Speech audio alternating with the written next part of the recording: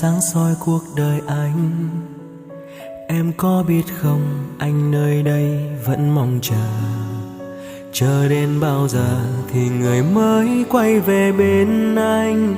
Trong trái tim anh vẫn còn đó bóng hình em.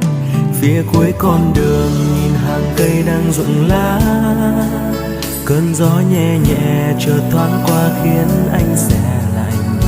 Đôi lúc bồi hồi nhìn lại khoảng khắc hai ta cùng nhau vui đùa, giờ bỗng thấy cảm giác mỗi lúc nhớ em nhiều hơn. Ngày tháng trôi qua thật dài, anh vẫn mong em trở lại, và dường như trong tâm trí anh em vẫn luôn tồn tại. Đến khi anh nhắm mắt lại, chuyện tình mình đã phôi phai. Em bước đi cùng ai, tim em xa anh mãi mãi. Phải cố quên đi một người, mang đến cho anh nụ cười, để rồi lại làm anh đau khi hai ta mất nhau. Anh sẽ quên đi tình đầu, sẽ xóa đi bao u sầu. Anh muốn yêu em dài lâu, nhưng hai ta đành mất nhau.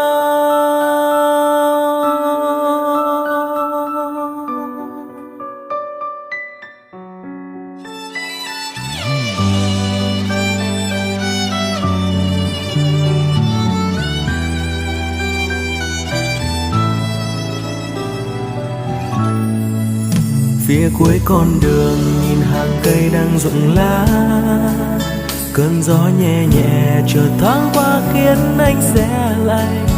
Đôi lúc bồi hồi nhìn lại khoảng khắc hai ta cùng nhau vui đùa, giờ bỗng thấy cảm giác mỗi lúc nhớ em nhiều hơn. Anh nhớ em nhiều lắm.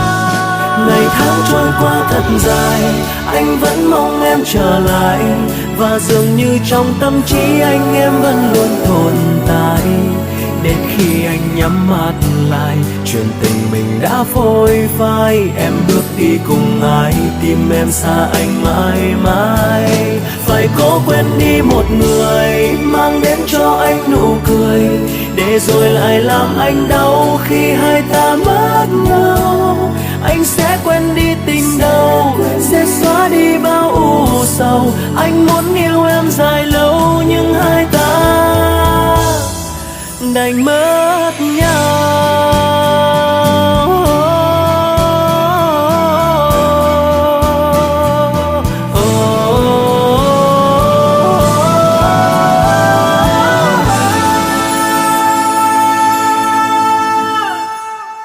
Ngày tháng trôi qua thật dài, anh vẫn mong em trở lại, và dường như trong tâm trí anh em vẫn luôn tồn tại.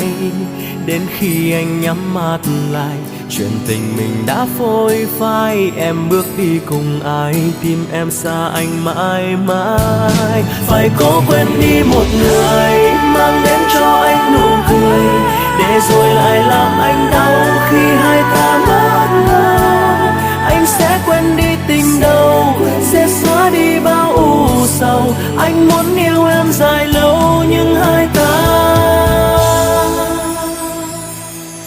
đành mất